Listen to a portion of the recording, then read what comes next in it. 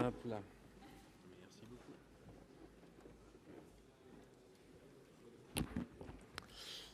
Monsieur le président, monsieur le ministre, monsieur le président de la commission spéciale, madame et monsieur les rapporteurs de la commission spéciale, mes chers collègues, nous examinons aujourd'hui un texte important pour refonder les relations entre l'administration et les usagers.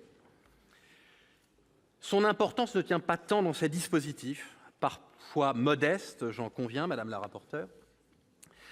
Son importance tient avant tout dans l'ambition d'un véritable changement de logiciel.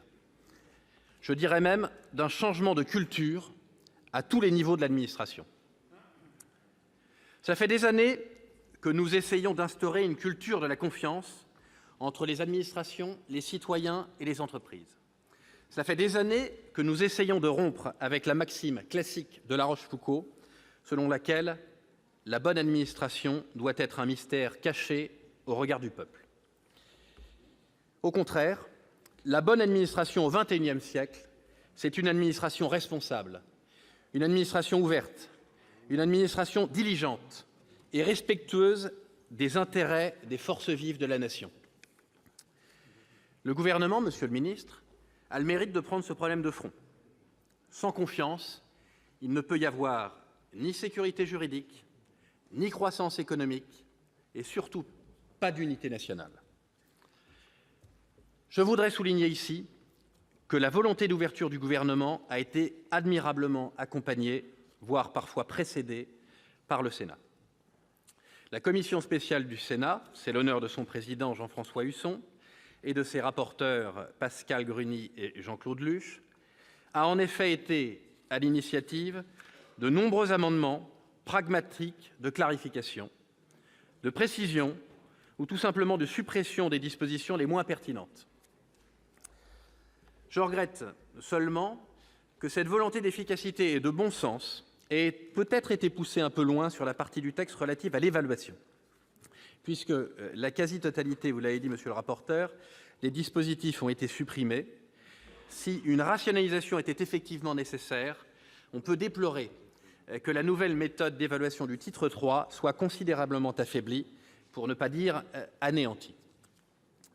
De même, la chasse légitime de la Commission à l'incompétence négative a conduit à vider de leur substance plusieurs dispositions du texte issu de l'Assemblée nationale, notamment l'article 10, sur la généralisation du rescrit, qui contenait des avancées intéressantes. Néanmoins, nous pouvons dire que l'action conjointe du gouvernement, du Sénat et de l'Assemblée a conduit à un texte plus robuste et plus réaliste, bien qu'il reste en deçà du choc de confiance annoncé.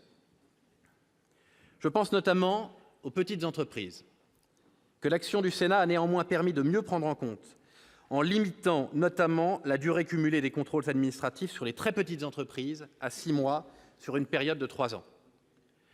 Je vous proposerai pour ma part 2 amendements visant à mieux prendre en compte la situation particulière des PME et des TPE dans leur rapport avec l'administration.